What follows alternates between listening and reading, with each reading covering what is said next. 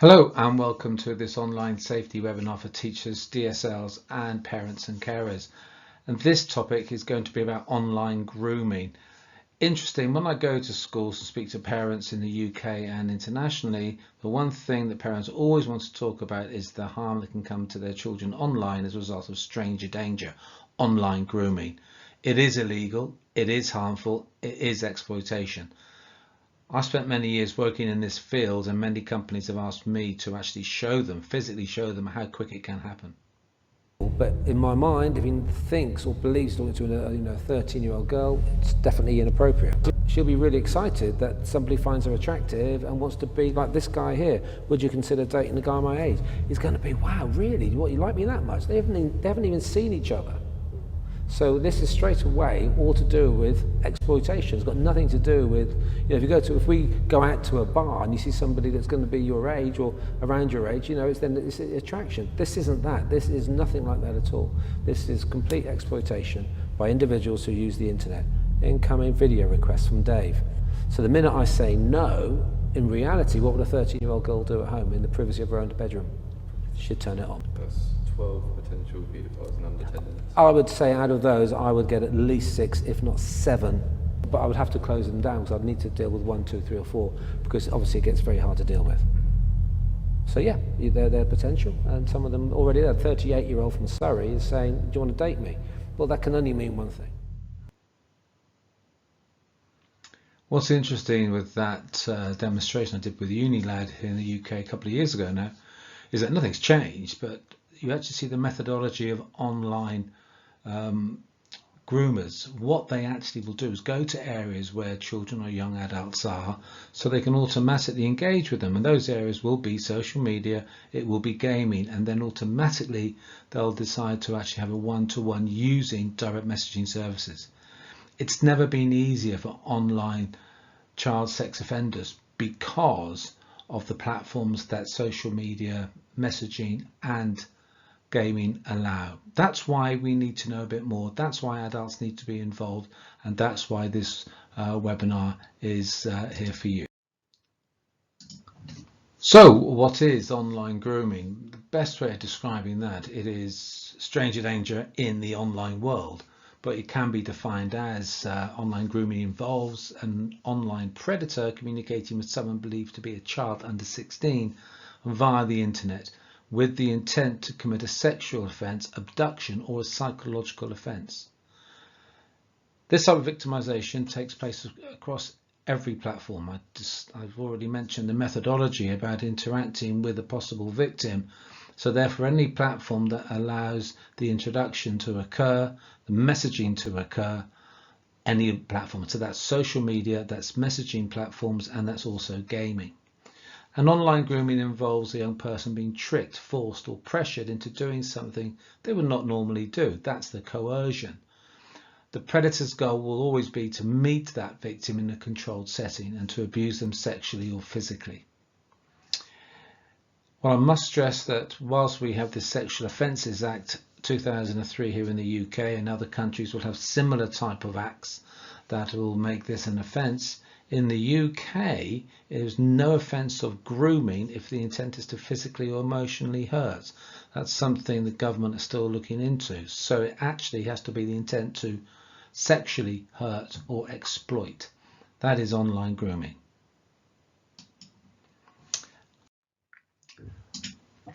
One phrase I use to describe an online sexual predator is a wolf in sheep's clothing.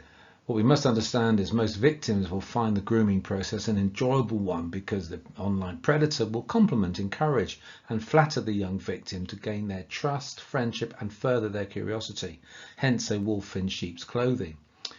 And also this is one of the main reasons victims will fail to disclose or report to the police or their parents or teachers or trusted adults because of love, or they're embarrassed or might think it's their fault, or device confiscation. One documentary I took part in was the tragic death through grooming of Kaylee Hayward. Like most teenagers her age, Kaylee was always on her phone.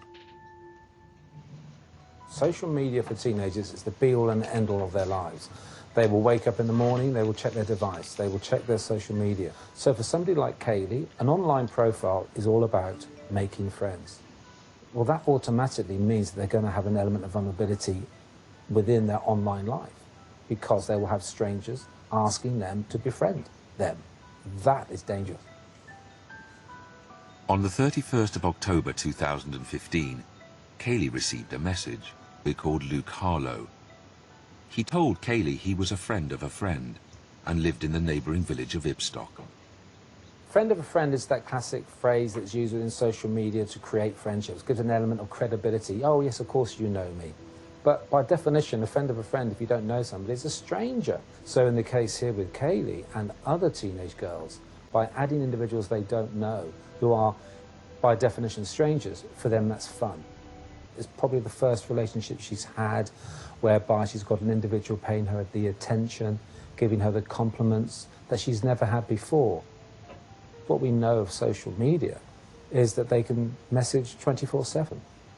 But it also means that the attraction for Kaylee would also progress a lot quicker than in a normal type relationship when you meet somebody for the first time. Here, she would have been bombarded with message after message after message of somebody proclaiming their love for her and treating her like an adult. Luke's questioning is classic predatorial type behavior, including the questions relating to drink, the fact that I want to meet you, I want you to come around to the house, I want to ply you with alcohol. A 15-year-old girl will see these possibly as exciting times. The tragic grooming and murder of Katie Hayward, age 15. What must be understood is the platforms being used were Facebook, WhatsApp, Instagram, all the same ones that are being used today and very popular today. And as you heard me say there, that there is this massive danger of friends of a friend that, oh well, we've got something in common. They're strangers. Most people will understand what a stranger is. Most children and young adults know what a stranger is. But when it comes to social media, when it comes to gaming, that tends to be forgotten. That tends to be ignored, because a lot of the time these young users want to have as many contacts, many online friends as possible, which is one of the reasons why I now use the term you should only have true friends in your contact list on social media and also in any games that you play. So most online predators are wolves in sheep's clothing. So how do these online predators use social media and apps to target children? Well, as we heard, these platforms are very popular and they're the ones that are the most popular. So online strangers can be found all over the social media and the apps and the gaming sites, because most of these areas are reliant on individuals using their own information when signing up. So there's no rapport stage. They know their names, they know where they're from, and they know what their interests are. But the other side to it, it can be very easy to remain anonymous if you choose to enter inaccurate information. So this works in the favor of the online predator. So you can understand now the methodology is to lie about something about yourself or the predator, and all these children and young adults are there wanting more contacts to add to make sure that they're popular or play games with. It's interesting, I get asked about impersonation and how many online predators pretend to be someone they're not. That doesn't really happen, and the reason it doesn't happen because if the predator wants to actually eventually meet the victim, they've actually got to show who they are and say who they are. So there's a greater threat coming from adults befriending young users because they actually say exactly who they are. So the other phrase I will use is these online predators tend to hide in plain sight. There are four main ways that online predators will contact victims. When you look at it, you've got social media, gaming apps and websites, chat rooms and video game communities. Now what we must understand here is I'm not talking about the deep web, the dark web. We're talking about Fortnite, House Party, Snapchat, TikTok, Instagram, Facebook. These are the ones, these are the most popular ones. And in the games like FIFA, like Call of Duty, these are the same games that our children may use or your children may use. And of course, that's exactly where the predators will be. There's little need to create a friendship or rapport stage because the victim has already shared personal information, so that's already there for the predator to use and know exactly who he's talking to. And children communicate and interact with other users, and they're prepared to add other online use to gain this online credibility by having many online contacts. This is where parents should actually step in and say, well, how many contacts have you got? How many are true friends? Why do they have people as contacts who they've never met or don't know? They've got no idea how old they are. So that shows the involvement that parents must have when their children are at home playing these games. So the next stage for an online predator, once they've seized the opportunity to gain access to a victim via social media or gaming, is to then invite that victim to this one-to-one interaction. They want sole access to the victim so they don't have any distractions, and they can build up another rapport stage by paying compliments, making promises, flattering the victim. So of course the victim can be persuaded or coerced to act in a way. And of course these direct messaging services that are very popular, the WhatsApp, Kik Messenger, WeChat, and now because of COVID you've got far more use of Zoom and Teams, which anybody can use. They're free of charge. You've got these gaming communities like Discord or Twitch, and of course something old like Skype.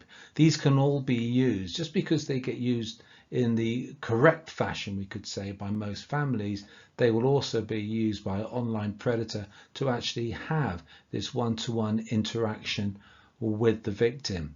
So the methodology of an online predator will be to gain access via social media and gaming, and then invite the victim over to this one-to-one interaction using free direct messaging services. So what parents, trusted adults, must question when a child is or a young adult has downloaded or wanting to install an app to their device, the iPad, the tablet, or of course the mobile phone, whether an Apple or Android, they must ask about the app. They must ask whether it's the game, a direct messaging service, whether it's Facebook, House Party, Snapchat, Kik Messenger, Twitch, WeChat. There's so many now. What a parent must question straight away is, what age does the app require the user to be, and try and stick to that. Most will be 13. We know Fortnite is 12 as a game. Does the app have direct messaging or chat capability? If so, is the child using it? Are they then messaging and actually chatting with true friends or absolutely anybody? Is there a live streaming service, which therefore means that your child or the young adult is able then to actually film themselves direct to another individual or a group, or in fact upload a video of themselves? Does the app have parental controls or filters available, and if so, make sure they're being used? And does the app use location tracking, GPS or location services? The classic there is your Snapchat, which has snap maps, so the little closed group of friends can see where each individual is. But of course there's lots of technology that actually does allow an individual to find out where somebody posts from.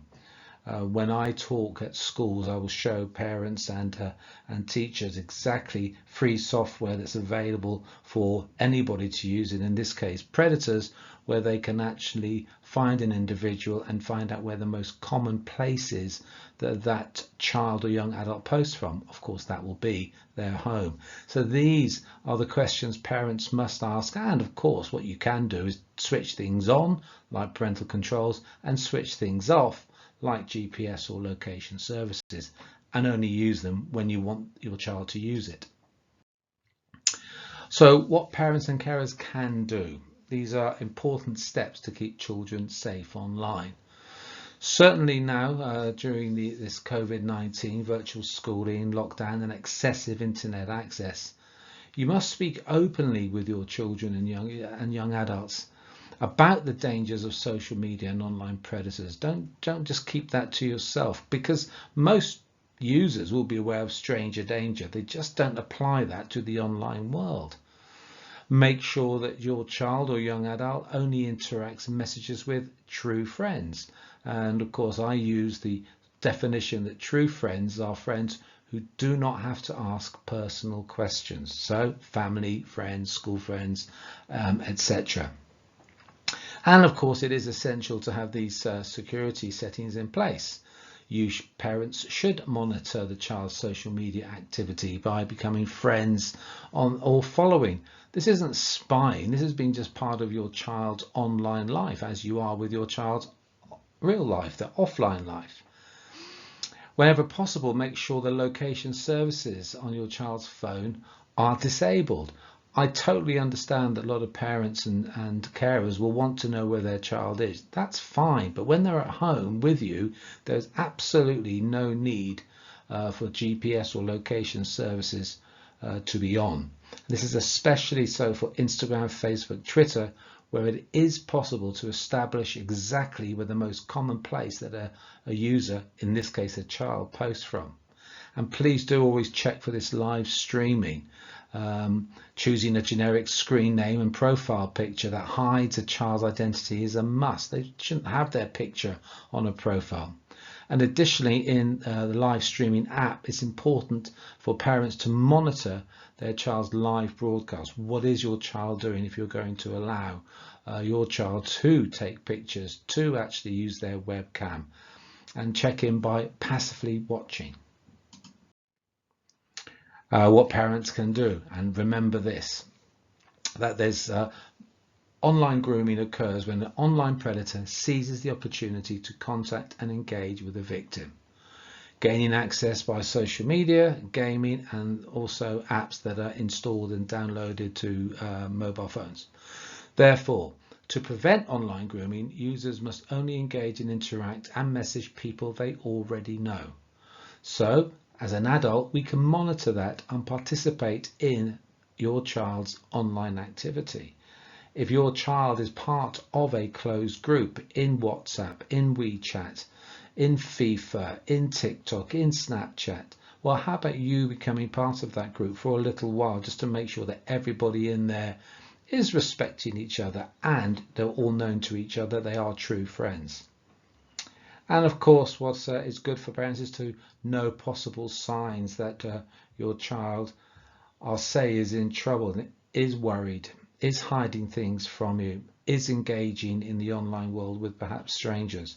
So they might suddenly go missing from school or home, or hide their online usage by going into the garden or just using their phone when you're not there. A change in behavior. Perhaps unexplained gifts arrive, or there is an increase in their device usage, especially mobile phones. Perhaps they might be getting picked up by cars and somebody else spots that and lets you know. Excessive time online. This is a bit difficult, especially now with COVID, and obviously for the past few months, most children and young adults that are still at school have been using a lot more time online because the schooling's been at home. But monitor what they're using. Perhaps they get very upset, far more upset, when they can't get online. And of course, there's the possibility of criminal offending. So be aware. Make sure you're interacting with your child, letting them know that you are there for them to be able to speak to, talk to keep them safe.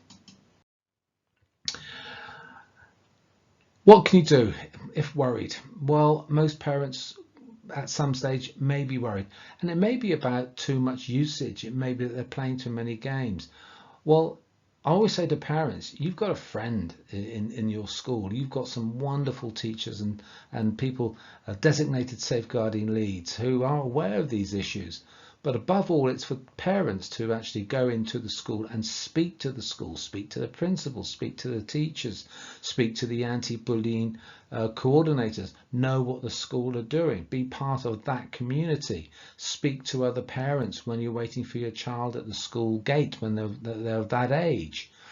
And if in doubt, please do report to the police. Now, here in the UK, we have the wonderful Internet Watch Foundation, and of course we have CEOP, the Child Exploitation Online Protection Service, which now runs part of the National Crime Agency.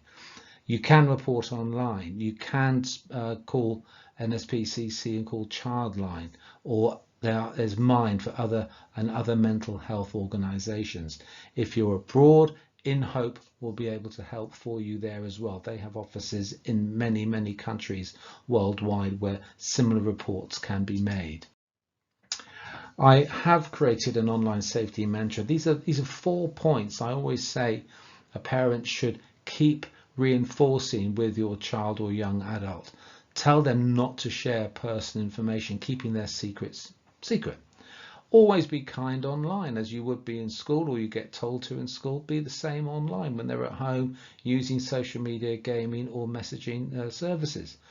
If they are obviously into selfies, taking pictures or live streaming, remind them of the impact, the fact that images and videos are there for life and can have a big impact on their future. So how about asking permission or having that dialogue with you to say, do you think this is okay for me to post or take online?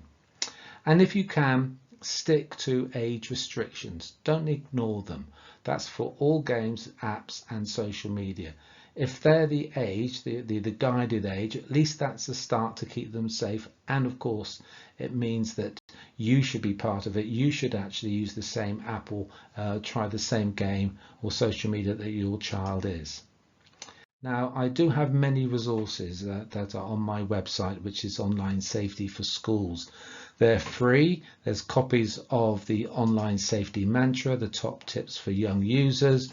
There's all the current popular apps that are named, and you'll be able to see what they are, what age is appropriate for a child to be for that app, and also a further explanation as to what the app is, and in my opinion, whether it should be used or not. There's also details of the bespoke online safety workshops that I carry out with schools here in the UK and abroad. These are the workshops for pupils, staff and parents. They're worth having a look actually, just to see the topics that I cover, and these could be topics that you may want to cover when you're speaking to your child. That's online grooming. I hope you enjoyed it. Please do go to my website. There are other videos and presentations available there, especially for schools to know what they should be covering, and also a lot about online bullying and also online sexting, as well as some of the negative impact that social media can have. Thank you for your time, and stay safe and be safe online.